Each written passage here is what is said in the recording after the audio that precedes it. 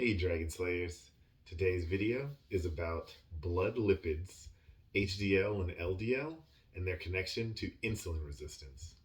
So, lipids are fats or fat like substances that are present in our blood and tissues. Your body stores fat for future energy use, and when it needs energy, it can break down lipids into fatty acids and burn them like glucose. Dyslipidemia is simply the state of having an abnormal amount of lipids in your blood. Usually, this is defined by simply having too much lipid, but it can also indicate that the usual levels of various lipids are out of order. So, the main players here are going to be triglycerides, low density lipoproteins or LDL, cholesterol, and high density lipoprotein, HDL, cholesterol. Most often, doctors only focus on the two cholesterols, the HDL and the LDL. And the dogmatic belief is that LDL cholesterol is the villain. Many sources refer to HDL as good cholesterol and LDL as bad cholesterol. While there is certainly data out there that supports this conclusion, many studies suggest otherwise. There's little consistent evidence to support the theory that LDL is as lethal as we once believed it was. This inconsistency may have to do with how we measure it.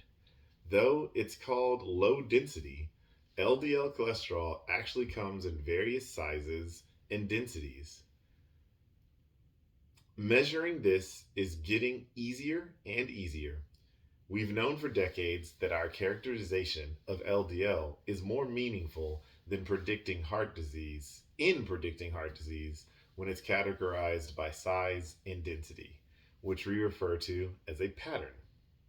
There are two patterns, termed A and B, that represent the ends of the spectrum. Pattern A refers to an LDL module that is larger and less dense, and B refers to an LDL module that is smaller and more dense. Now, for a cholesterol carrier to cause disease, it must pass from the blood and into the blood vessel wall.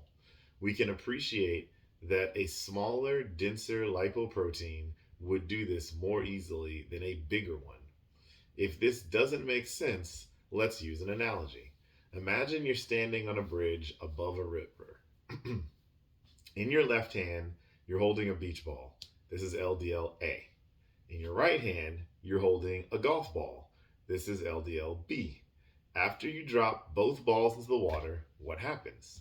The more buoyant, less dense beach ball that's bigger would float along the river, while the denser, less buoyant golf ball, right, is going to drop and sink to the bottom along the riverbed. LDL-A and LDL-B likely act very similar in your blood vessels, with LDL-A tending to float along and interact with the blood vessel wall less frequently than LDL-B. Importantly, LDL can only drop off its fats and cholesterol when it bumps into the blood vessel wall. Thus, not surprising that people with LDL pattern B are remarkably more likely to experience cardiovascular complications than people with pattern A. At this point, determining LDL size is still not a common part of blood tests done today. If you've had your cholesterol recently checked, you know that the LDL reported are just the main three, the triglycerides, the LDL, and the HDL. So, interestingly, however, you can use these two of those numbers to accurately indicate where you are on the spectrum. So, a poor man's method of doing this would be dividing the triglycerides by the HDL value, and you'll get a ratio. This ratio is surprisingly accurate at predicting LDL size. The lower the ratio, being less than 2, the more prevalent the larger LDL particles are, the big puffy beach balls, right? And then the higher that ratio is, particularly above 2, the more small and dense they are. But what does any of this have to do with insulin resistance? You're probably wondering.